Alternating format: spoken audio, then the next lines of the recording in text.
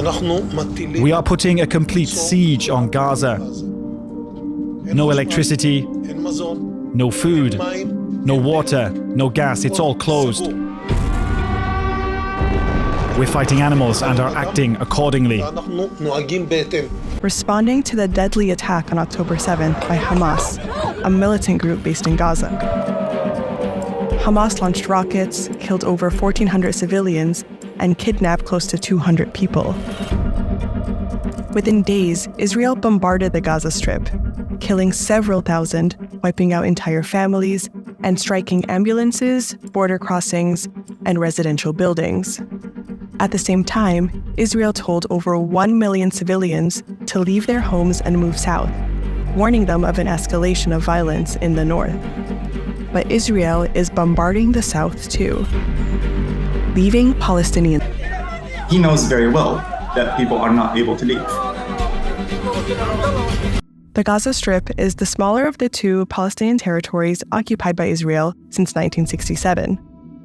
This sliver of land, only 25 miles long and 7.5 miles wide, is home to over 2 million Palestinians, making it one of the most densely populated areas in the world.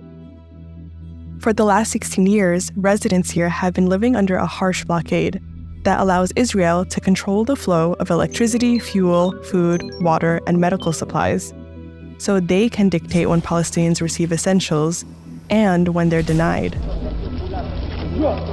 That control is rooted in violence and destruction that goes back decades.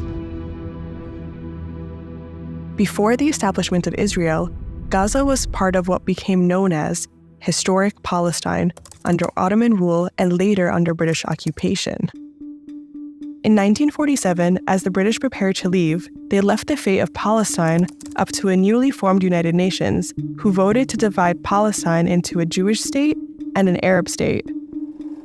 Soon, Zionist forces and militias began to forcibly expel hundreds of thousands of Palestinians from their land to establish the State of Israel.